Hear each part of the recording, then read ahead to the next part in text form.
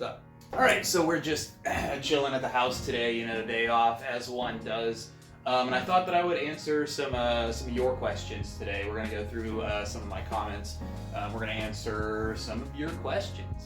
So I'm False Edge. I'm the fencer that you've seen, hopefully, you know, all over YouTube.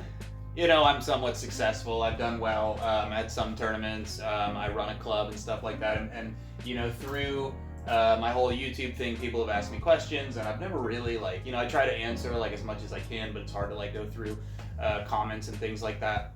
So I thought I'd answer some of them here. So anyways, I guess without further ado, let's get this party started. Man, some of these are like in Russian and stuff, and like I can't like translate the comments from this page. So if your comment is in a foreign language, I deeply apologize. I can't read them. First comment from White Devil. You got upper leg pads under those trousers, right? No, I do not. If I get hit in the leg, I don't know. I take it like a man and I look like a tiger the next day. It's fine. Probably like the upper thigh area is one of those spots where you can probably take hits and it's like not that big of a deal. Now that's not to be said that, like, you know, it isn't a bit dangerous because, you know, my trousers aren't Newton rated. A lot of people's like lower leg protection here in the States is not Newton rated. I've heard a lot of pushback against this, but I've heard a lot of comments like from the opposing side as well. I don't use Newton rated trousers, and that's just me. You know, whatever, fight at your own risk. One from Zod83, seeing your progress and learning makes us more confident in our own technique improvement. Thank you. This was under one of my videos where I was losing. Yeah, man, everybody loses, dude. Losing is oftentimes more important than winning. You know, if you're going into like your club with the idea of, you know, I should do well, I should beat this person, you know, whatever, that's all ego. And like, you know, that type of training like is good, particularly before tournaments. But really, like, your club needs to be a safe place to fail, right? Like, your club needs to be a safe place for you to experiment, right? Like, if you're bad at thrusting, then you should go into your club saying, like, you know, I'm not going to do what I'm good at. I'm going to do what I'm bad at because I need to improve, right? This is the trajectory of all fencers, and a lot of fencers don't really like to show those moments. Again, ego stuff. But thankfully I don't really like fall too much into that category. So yeah, losing is important. This one from Final Advance 5085. I want to learn Saber, but every time I look for a school, I keep getting Jedi stuff. Dude. Oh, that's a nightmare. Just look for HEMA clubs, dude. Historical fencing, historical European martial arts. Like, avoid the lightsaber stuff. This one from Ahmed with various numbers. How can I learn it by myself because there isn't anyone to learn near me? Unfortunately, like, you can learn some of the basics and stuff, but you can't learn by yourself. If you're a person that has to drive 2 hours once a month to go learn from somebody, then that is your charge. That is your cross to bear. And, you know, you are in a position where you're going to have to put in more than other people. But if you want to learn, that's what you have to do. This one from Levitt777. Here we go.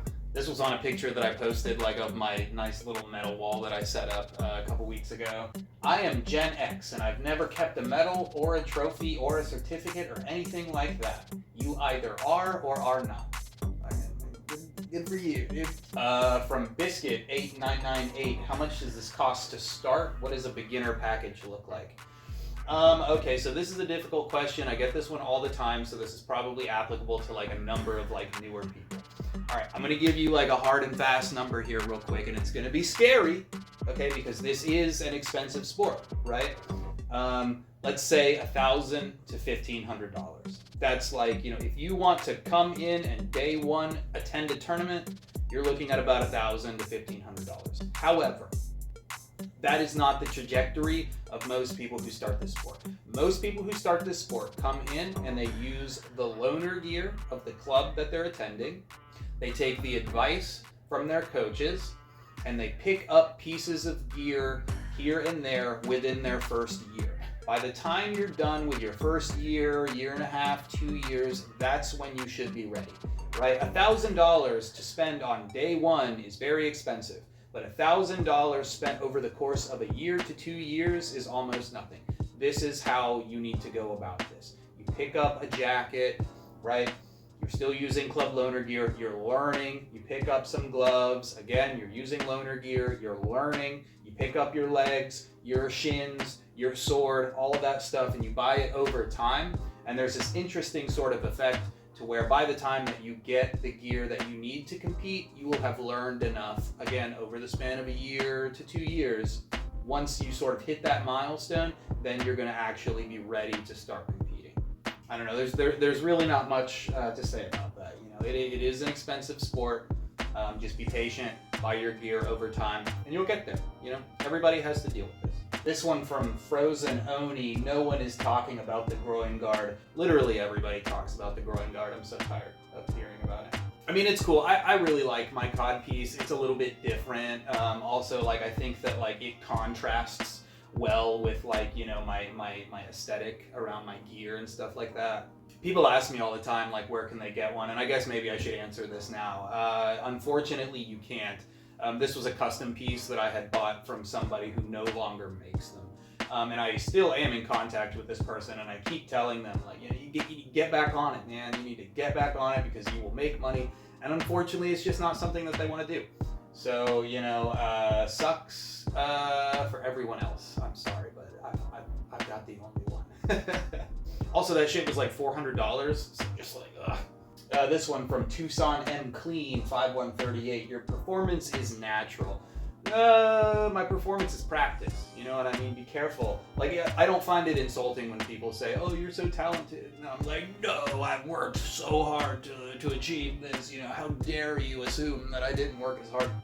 But it's just practice, man. It's just practice. Literally anyone can achieve like what I have achieved. Anybody can do this sport. Anybody can move in the ways that I move. You just have to practice. This one from 40K Lou. Please correct me if I'm wrong, but isn't a real life saber at least as heavy and as wide as a katana? I've briefly trained with both. So no, right? So like, which saber are we talking about here? Are we talking about like a cavalry saber? Are we talking about like an infantry style saber? People hate this term, but are we talking about like a dueling style saber?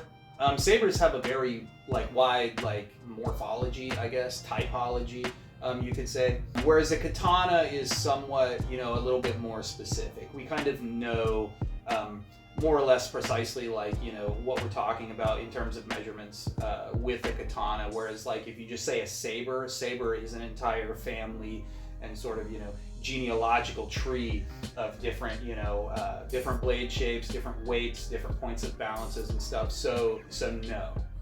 King Cass 2929. What equipment are you using? What sword? What protection? So I use the 16mm Italian dueling saber from Castile Armory.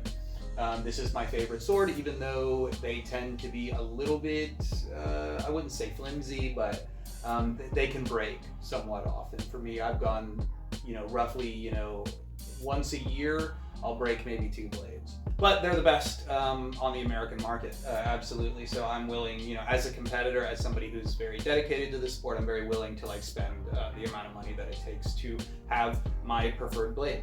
Darkwood Armory also makes another pretty decent dueling saber. I find them to be a little bit even more delicate than the Castile ones, but they're pretty good. You know what I mean? They're pretty good. When in doubt, Hanwei Hutton, man. You know, Matt Easton is gonna be so pissed that I talk about this because I know that he does not like the Hanwei Hutton at all. I like the Hanwei Hutton. You know what I mean? He's like, oh, it doesn't feel like a saber. Yes, it does. It feels like a bad saber though. You know? And if you're a newer person, you probably are gonna buy the Hanwei Hutton, and you should feel what a bad saber feels like so that you can appreciate what a good saber feels like. Right? They're also cheap and readily available. You can buy them on Amazon. You know what I mean? So Hanwei Hutton, when in doubt. What gear am I using? I don't know. It's all like from Spec. I don't know. I use the Spec officer jacket. I use a mask from Darkwood Armory. My gloves are the Gallardoni, the alligators. I use Adidas wrestling shoes. Although I've been trying out the Sambas, the indoor soccer shoes. I'm really liking those. My shin guards are from Ray. Those are like a street hockey shin guard. They look beautiful. Thank you, Martin Fabian, for you know, highlighting those for the entire world. But yeah, it's just a pretty quick rundown on that. This one from Mataru, I can't pronounce. Every commenter here doesn't know that the katana was used as an extension of the body. Okay, I'm not going to finish that. Fucking why don't you take this extension of my body, dude? Fucking fuck off. You know, when people like talk like that in these sort of like esoteric terms, like I like the esoteric parts of martial arts, but when somebody is, you know, solely like sticking to those terms, like when they're talking about martial arts, you know that they probably don't fight, they probably don't know what they're talking about. You know, they probably like do, you know, kata 8 hours a week in forms, and like, you know, they might like look good, but they don't know shit. This one from Giarigi. If I'm ever in a duel, I hope I got my Beatus on, dude. Me too, man. Oh, me too. Soviet 628. Why are katanas so famous? Popular media, man. Popular media. Number one, like Japan has always been this, you know, foreign and interesting culture to like Western media. So it's a bit fetishized, right? Also, like, you know, the way of the Bushido, right? The samurai code and things like that. It's also like kind of foreign to us, and I think it gets, you know, fetishized a bit. And I mean, you know, katanas are cool, right? Like samurais are cool and stuff like that. But you know, yeah, it's kind of just like typical American like fetishism. This one from James Oddwire. Another video, another day closer to buying a saber. My bank account is quaking with terror, and my rapiers are giving me dirty looks for wanting a bit on the saber side. Dude, yes, good. This is entirely what this channel is about. Thank you.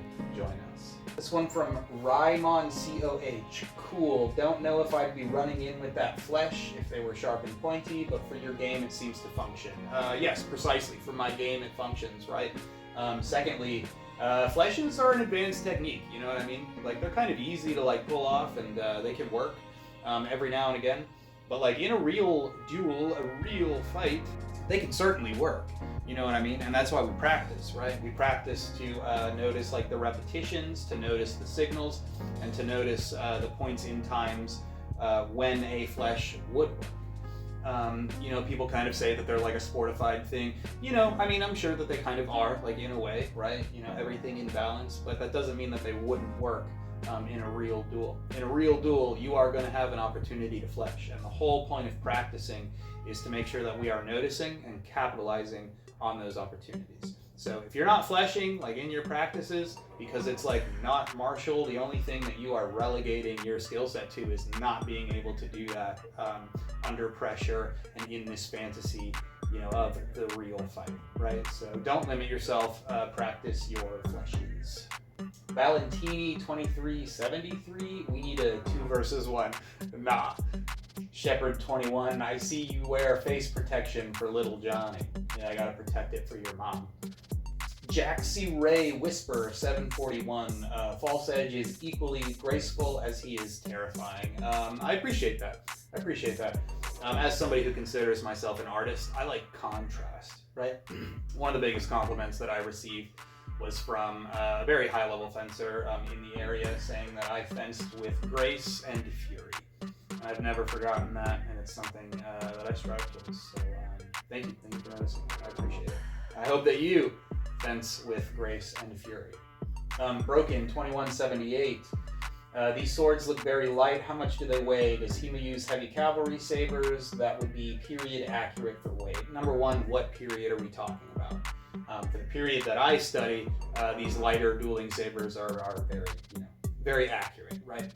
As far as like how much they weigh, I don't know. I think mine weighs around like 650 or whatever. 750 starts to get a bit too heavy for me. Yeah, so I think that my saber, again, 16 mil Italian dueling saber from Castile Armory.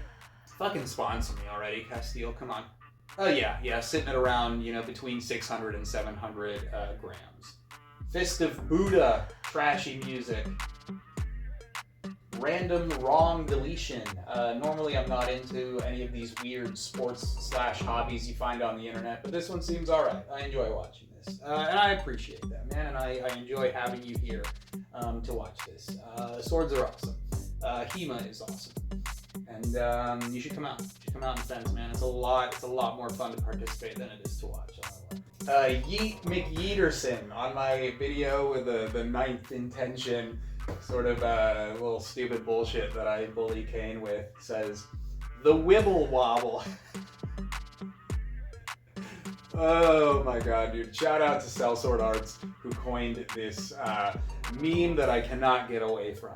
J May 3762, what do I think of the Purple Heart Polish Saber basic trainer? I've been trying to find a good synthetic saber. I mean, I haven't used it. Just judging on it being like a Polish saber, I probably don't love it because Polish sabers, if it's a basic trainer, it's probably not very well balanced. You have to be very careful when you're buying like heavier swords like this. Been trying to find a good synthetic. Don't get a synthetic. What are you doing, man? Go steel. Why would you get a synthetic? Like this is why I like padded swords, and a lot of people like dislike like this opinion that I hold about padded swords. But like a padded sword will do everything that a synthetic sword can't do. You don't need gear. They're far cheaper. And by the time that you're ready to like move up in your skill, like you're not going to go to a synthetic plastic sword. You're just going to go to steel. Join everybody else. Just get a steel. Don't do these plastic swords. Sergio POC 2496. The man who used the katana should fight as a samurai and not as a fencer. I mean, it's not your decision, bud. MC Twisted Shrimp 559. So I'm taking it that the saber is the meta. No, I wouldn't say so. The most popular weapon system within HEMA is probably German longsword, based on like Joachim Meyer or whatever like that. It's longsword, right? Longsword is the main weapon of HEMA. But Saber's getting there, man. Saber's getting there. But yeah, unfortunately, HEMA's still pretty dominated by longsword and probably will be for the foreseeable future. Nether Void, sabers are overrated. Shut up. Stink Bra. As someone that has no understanding of this sport, is the idea that he stepped closer without changing the perceived distance of his sword. Yeah, kinda, right? Like that's kind of like a basic distance trap, right? But specifically speaking, this is on one of my feinting videos, my favorite feint or whatever. And really the point is that like, you are threatening one line while your opponent moves to defend that line. And then you're changing like the angle of attack, right? So this is a good point to bring up. Ryan Cunningham, 6972, watch the feet. These guys aren't even close in skill, and this is the finals. Dude on the right, me, is a monster, right? So do not extrapolate like, the entire like skill level of a person based on like one exchange, right? Social media is a lie. All of my videos are my own personal highlights, okay? I lose all of the time. Specifically in this video, Longsword Finals highlights. This was against one of my buddies. And I can tell you this dude is way better at longsword than me. I just caught him in a bad moment when he was having a bad day. I did better in the moment. Okay, and really, like if we're being honest, that is really all that counts, right? But if we were to go back and to spar, this dude would kick my ass 9 times out of 10. Okay, so like be careful about like the opinions that you form like around people just based on like literally one exchange. The Pittsburgh podcast, in comes the 9mm. What now? What do you mean? I die gracefully. What are you talking about? Yeah, I get those comments all the time. My favorite one of them is just Glock. Chris Hancock 2212. Modern fencing is all about getting the dinger first. There's nothing to it anymore. Well, there's certainly strategy to it for sure, but I agree with your comment more than I disagree. I can recognize the immense amounts of like athleticism and strategy that can go into modern Olympic fencing, but there's a reason why I'm doing the sport that I do and not modern Olympic. My guy, your guy, 4179. I like how the teach always guards himself even after he scores. Yeah, man, you got to defend the afterthought. If I'm like, we want to get to as close to reality like as possible, right? While still also admitting to ourselves that we'll never really get there. Again, everything in balance. But yeah, man, if I can score like a blow like on your hand, on your arm, on your leg, even on your face or whatever, and you are within preparation of your attack and you hit me, I'm still lost. You know what I mean? Like that is a totally real scenario that like, people have experienced. You know, it's super possible for 2 people to die in a sword fight. So, yeah, you got to defend that afterblow, man. Hillman de Teufelberg, what shoes are you wearing for fighting indoors? So for the longest time, I have worn wrestling shoes. Super flat, very little sole, really nice purchase on the ground. They're like sticky or whatever, which really helps like with my footwork. But recently I have found that they lack a lot of like heel padding. I've had some heel problems with them. So I've sort of switched very recently to indoor soccer shoes, specifically the Adidas Sambas. And I'm liking them. I'm liking them a lot. I actually kind of wish that I had switched sooner. Kid Danger 95, how do I do this? Yes. I want to compete. Yes, the best question, right? Yeah, so step number 1, join a club, right? You can do research online. You can look at some of the basics. You can look at some of the gear, some of like the foundational techniques of fencing, but you got to get to a club. And how do we do this? Look up HEMA Alliance Club Finder on Google. You can type in like your area code and you can find clubs that are closest to you. This is the best question. I hope that you get out there, man. I hope that you get out there. Good luck. Jack Espadas. My God, the confidence. Yeah, man. Fiore de Liberi, you know. I am the lion. I offer everyone battle. Fencing is for the bold, right? You have to be confident. Marcelo Rivero Rodriguez. I've seen many videos with the man who wears red. Who is this guy? Hi, I'm Josh. I'm just a guy who fences, honestly. And I like making videos and I like spreading the good word of fencing. From Fairgelas, Polish Saber. Then on another video, Polish Saber, another video, Polish Saber, another video, Polish Saber, and another video, Polish Saber. I think there's really only one thing that I can say to this, and that's Polish Saber. J. Barbarossa, katana seems like a far stronger blade. I mean, stronger in what way? I mean, it's certainly like heavier and thicker, but oftentimes, you know, historically speaking, they were more brittle, but we're not really in a historical context. You know, heavy and thicker just means slower to me. One from Oliver Janseps. Fencing is easy, just 2 problematics. Tempo and measure. Good statement. Yeah, man. Yeah, thank you. I would add 2 more, right? Basic attacks, basic defenses, distance management, and timing, right? That is all of fencing. Also, cool to see you here, man. Yeah, I like your videos. Definitely keep on going, man. Love that shit. James Maccabee, 1449. Don't get upset with me. I know you're a purist and you take your craft very seriously. I do take my craft very seriously, but I am not a purist. That being said, I think you and your team would be perfect for choreographing sword fights in movies. I mean, yeah, I mean, I think so too. I have absolutely no foundation in that, but I'd be interested in trying it out, I guess. There are certainly better people for that, though, and if this is something that you're interested in, you can hit me up and I can direct you to those people for sure. This one's funny. On my video where we were fencing at a tennis court, everybody has been wondering why the tennis players haven't been showing up. I love that. We try to give people their space, man, but yeah, you know, we're here to fight. They oftentimes are really interested too, you know. We let them go and like we let them like hold the sword and stuff like that. Swords are awesome, man. People love this shit. This one from Felnir. I always have to watch these over and over to catch all the details, and I find it so insane to find y'all do it so naturally. The decisions at what feels like checkpoints in both of your exchanges are so fast. So yeah, you know, fencing is a very, very quick sport. It's a very fast sport.